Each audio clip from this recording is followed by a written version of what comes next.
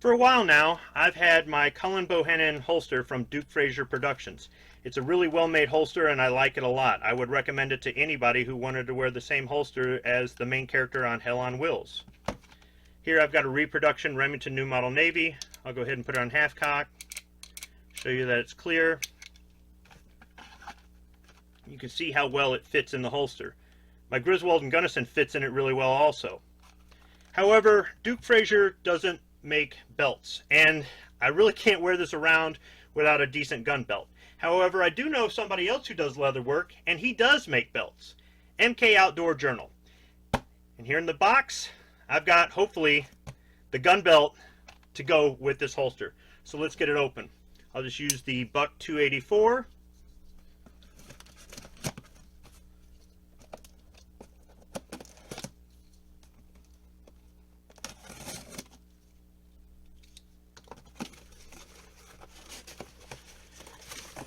And here we go.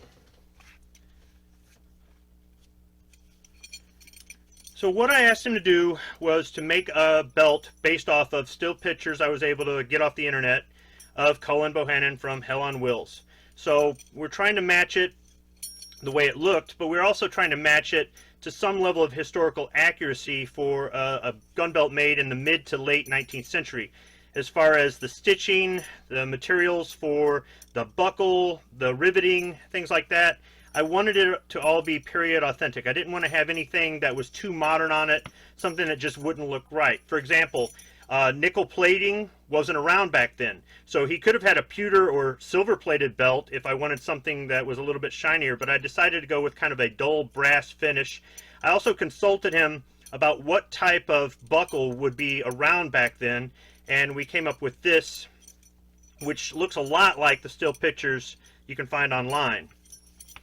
Now, originally, I took the measurements and I told him where to place the holes. He placed it exactly where I asked, and when I got it, I had placed them too far down. So it's got a lot of extra holes in it because I said, can you just add some more, and this will kind of help. I had to pretty much have it at the limit in order to get it to fit, and I kind of wanted some more adjustment in there. So it doesn't have as much, or it probably has more holes in it than the prop from the TV series. Also, I noticed that Cullen Bohannon would wear it with some excess leather tucked underneath the belt.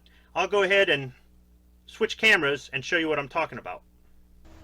So here you can see I've got the holster with revolver on my right hand side, and this is what I was talking about as far as tucking the belt underneath on the left-hand side, left of the buckle. This is about the length that I wanted it. Now, in different still pictures from the TV series, it was different lengths, so I don't know if they use different prop belts or whatnot, but that ought to be enough right there. As far as the fit, this is snug, but it's comfortable.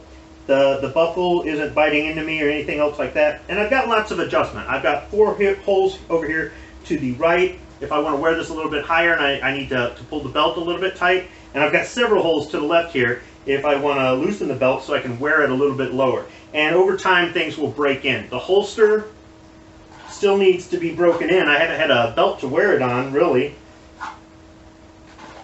So over time this will wear in, and I think my draw will improve. I think if I bring it down a little bit too, that'll help. So I may do some adjusting over time with this, but things will stretch, things will break in.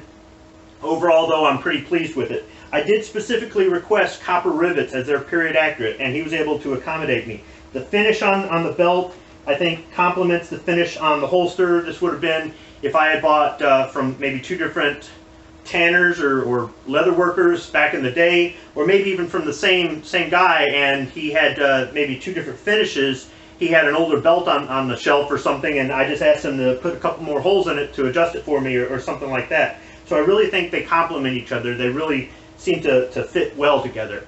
So I'll include a link to MK Outdoor Journal and Duke Frazier Productions, to both their websites with their stores and to their YouTube channels. Go ahead and check them out. But now, I've got to wear this someplace that's a little bit more appropriate, I think. So I thought a more appropriate place to wear this would be in Deadwood, South Dakota, where constitutional carry is the law of the land.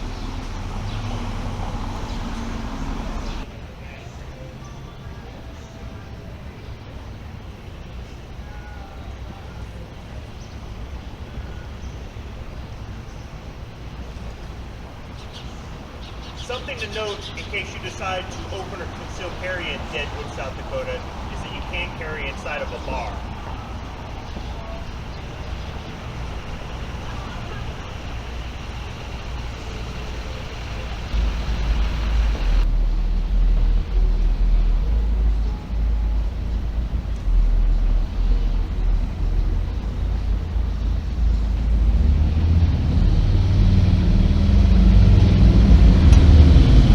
So no trip to Deadwood, South Dakota would be complete without visiting Mount Moriah Cemetery, which is uphill all the way.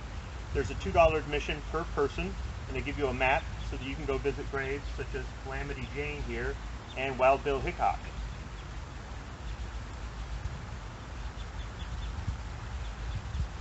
And at the cemetery, they're okay with open carry.